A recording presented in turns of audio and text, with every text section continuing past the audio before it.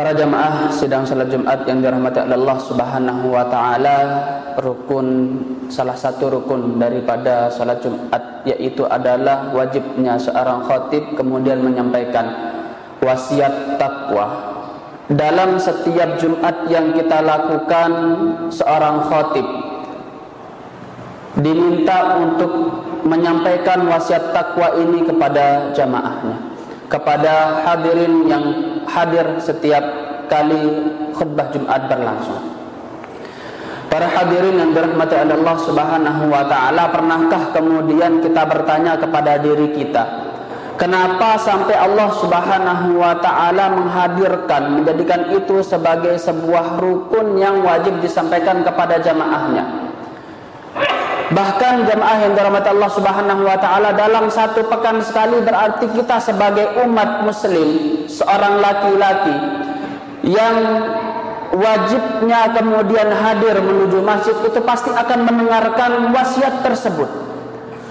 Bahkan dalam satu tahun satu kali kita kemudian diberikan kurikulum, yaitu adalah as-siyam, sebagaimana yang baru-baru saja kita lakukan jamaah yang dirahmati Allah Subhanahu wa taala. Allah sampai kemudian mewajibkan kita berpuasa dalam satu bulan, hal-hal yang secara wajar kita lakukan meskipun itu mubah seperti makan dan lain sebagainya.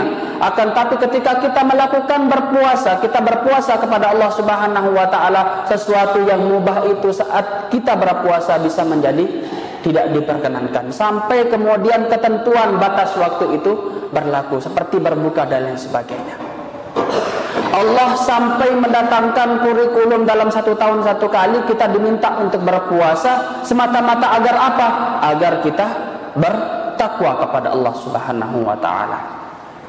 Maka pernahkah kita kemudian bertanya kepada diri kita jamaah yang dirahmati Allah Subhanahu wa taala, kenapa sampai Allah menjadikan setiap kurikulum kehidupan kita, dalam setiap Jumatan kita diminta untuk mendekatkan wasiat takwa. Bahkan tidak cukup dari itu, setiap ada kegiatan-kegiatan keagamaan, ceramah dan lain sebagainya, kajian dan lain sebagainya, pasti kita akan mendekatkan wasiat tersebut, yaitu adalah wasiat takwa. Maka jamaah yang dirahmati Allah Subhanahu wa taala, pernah suatu kali Umar bin Khattab radhiyallahu anhu ditanya oleh seorang sahabat, "Wahai Umar bin Khattab," kata sahabat tersebut bertanya, "apakah definisi daripada takwa itu? Apa sebenarnya yang dimaksud daripada takwa itu, wahai Umar?" Maka jamaah yang dirahmati Allah Subhanahu wa taala, Umar pada saat itu tidak memberikan langsung jawabannya, akan tetapi Umar bin Khattab memberikan sebuah gambaran. "Wahai sahabatku, sekarang aku ingin bertanya kepadamu, bagaimana kalau seandainya saat ini engkau akan melewati sebuah jalan yang sempit, dan di tengah perjalanan itu dipenuhi dengan duri-duri yang tajam, maka apa yang akan engkau lakukan, wahai sahabatku?" Maka sahabat tersebut menjawab, "Tentu aku akan berhati-hati dalam melewati jalan tersebut." "Wahai sahabatku," kata Umar bin Khattab, "takwa itu adalah ketika kita mampu berhati-hati, sebagaimana kita berhati-hati tidak ingin kaki kita terluka. Karena apa? Karena menginjak duri tersebut. Tidak ingin kaki kita berdarah ketika kemudian kita sembrono, cepat-cepatan kemudian berjalan tanpa memperhatikan sekeliling kita, kiri kanan kita, di bawah kita ada apa dan lain sebagainya." Maka hakikat daripada takwa itu, wahai sahabatku, adalah ketika kita mampu berhati-hati. Berhati-hati dalam hal apa? Menggunakan setiap anggota tubuh kita. Maka kita gunakan dengan berhati-hati untuk tidak melihat hal-hal yang kemudian tidak diperkenankan oleh Allah Subhanahu wa taala. Lisan kita gunakan dengan berhati-hati. Jangan sampai kemudian lisan ini menyakiti hati saudara kita, menyakiti hati kedua orang tua kita, atau kemudian lisan ini berkata hal-hal yang tidak-tidak, hal-hal yang kasar dan lain sebagainya. Kalau orang yang bertakwa itu ketika ia berhati-hati melangkah, ketika ia berhati-hati menggunakan handphonenya. Mungkin saat ini kita berada di dunia yang begitu digital. setiap komentar, sebaran hoax dan lain sebagainya. Orang yang bertakwa itu adalah orang yang berpikir sebelum bertindak, adalah orang yang betul-betul menjaga setiap aktivitasnya agar tidak sampai kemudian menyinggung orang lain, agar tidak sampai kemudian menyakiti perasaan orang lain. Maka jamaah yang dirahmati Allah Subhanahu wa taala, Allah meminta kita untuk bertakwa agar semata-mata kita selamat di dunia dan di akhirat. Wa tazawwadu fa inna khairaz zadit taqwa, dan berbekallah kalian kepada Allah Subhanahu wa taala, karena sebaik-baik bekal kita kemudian menghadap kepada Allah Subhanahu wa taala itu adalah takwa, bukan kekayaan, bukan juga jabatan, bukan dunia dan lain sebagainya. Akan tapi sebaik-baik bekal kemudian kita menghadap Allah Subhanahu wa taala itu adalah ketika kita bertakwa.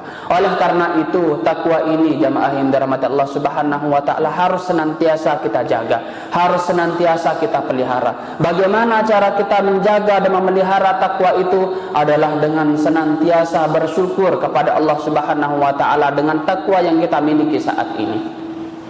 Jamaah yang dirahmati Allah Subhanahu wa taala, banyak orang yang kemudian ketika ia diberi limpahan rezeki atau ditambahkan rezekinya oleh Allah Subhanahu wa taala, ia bersyukur, ia sangat bangga, ia cinta kepada Allah Subhanahu wa taala. Akan tapi jarang sekali kemudian orang-orang itu ketika ia mampu sujud, ketika ia mampu ruku, ia mampu membaca Al-Qur'an dengan baik dan benar, ia mampu menikmati ibadahnya, jarang sekali kemudian orang mampu menikmati yang namanya ibadah itu. Maka jamaah yang dirahmati Allah Subhanahu wa taala, hal yang besar, yang lebih besar daripada dunia dan seisinya, daripada kekayaan, daripada jabatan dan lain sebagainya, yaitu adalah ketika kita diberikan hidayah, hati yang lapang untuk mampu menerima, untuk mampu mensyukuri rasa ketika kita beribadah, nikmatnya membaca Al-Quran, nikmatnya bersujud, nikmatnya kemudian kita beribadah kepada Allah Subhanahu wa taala. Maka cara kita untuk senantiasa menjaga ketakwaan kita kepada Allah Subhanahu wa taala, jamaah yang dirahmati Allah Subhanahu wa taala, yaitu adalah dengan senantiasa berdoa kepada Allah Subhanahu wa taala. Jangan sampai kemudian kita dilalaikan oleh Allah Subhanahu wa taala. Allahumma a'inna ala dzikrika wa syukrika wa husni ibadatik. Bukankah kemudian ketika setelah kita melaksanakan salat kita berdoa kepada Allah Subhanahu wa taala, ya Allah, aku mohon kepadamu pertolongan, a'inna ala dzikrika wa syukrika wa husni ibadatik. Kita meminta kepada Allah Subhanahu wa taala agar Allah Subhanahu wa taala turun tangan langsung membantu kita untuk apa? A'inna ala dzikrika wa syukrika wa husni ibadatik, untuk mengingat Allah Subhanahu wa taala, untuk mampu bersyukur atas setiap nikmat yang diberikan kepada kita, dan agar kita senantiasa memperbaiki ibadah-ibadah kita. Jemaah yang dirahmati Allah Subhanahu wa taala, sebagai penutup daripada khutbah yang pertama ini, suatu ketika Rasulullah sallallahu alaihi wasallam pernah ditanya oleh ibunda kita Aisyah radhiyallahu anha, ya Rasulullah, ketika Rasulullah sallallahu alaihi wasallam melaksanakan salat malam yang begitu panjang, salat malam yang begitu khusyuk, sampai kemudian di dalam sebuah riwayat itu dikatakan bahwa kaki baginda Rasulullah sallallahu alaihi wasallam sampai membengkak, sampai berwarna, jamaah yang dirahmati Allah Subhanahu wa taala. Saking lamanya beliau melaksanakan salat, saking khusyuknya beliau melaksanakan salat malam pada saat itu. Sampai kemudian ibunda Aisyah radhiyallahu anha bertanya, lima tasna'u hada ya Rasulullah, qad ghafarallahu laka ma taqaddama min dzambik wa ma taqaddam. Ya Rasulullah sallallahu alaihi wasallam, wahai Rasulullah, engkau ini adalah utusan Allah, engkau ini adalah kecintaannya Allah Subhanahu wa taala, engkau ini adalah kekasihnya Allah Subhanahu wa taala. Lalu kenapa sampai kemudian engkau melaksanakan ibadah sampai bengkak kaki yang mulia, kakimu yang mulia ya Rasulullah, sampai bengkak kakimu ya Rasulullah, kata Aisyah radhiyallahu anha. Bukankah Allah Subhanahu wa taala telah mengampuni dosa-dosamu yang akan datang dan maupun yang sudah berlalu? Kata baginda Rasulullah sallallahu alaihi wasallam kemudian menjawab ibunda Aisyah radhiyallahu anha, Bukankah tidak boleh kemudian aku menjadi seorang hamba yang bersyukur? Maka jamaah yang dirahmati Allah Subhanahu wa taala, bukan kemudian kekuatan yang mampu membuat kita berdiri pada saat ini, bukan masalah faktor umur dan lain sebagainya. Banyak pemuda, banyak yang lebih sehat, banyak yang lebih kuat, akan tapi Allah menghalangi ia untuk datang ke masjid. Hanya orang-orang yang terpilih, hanya orang-orang yang diberikan hidayahnya. Karena sejatinya jamaah yang dirahmati Allah Subhanahu wa taala, perjalanan menuju ke masjid yaitu adalah perjalanan hati, bukan lagi perjalanan kaki. Itu adalah pertolongan Allah Subhanahu wa taala. Maka jamaah yang dirahmati Allah Subhanahu wa taala, mari kita berusaha untuk mencintai, mari kemudian kita berusaha untuk menikmati pertolongan Allah Subhanahu wa taala kepada kita dengan diberikan kemudahan untuk beribadah, untuk membaca Al-Qur'an dan lain sebagainya.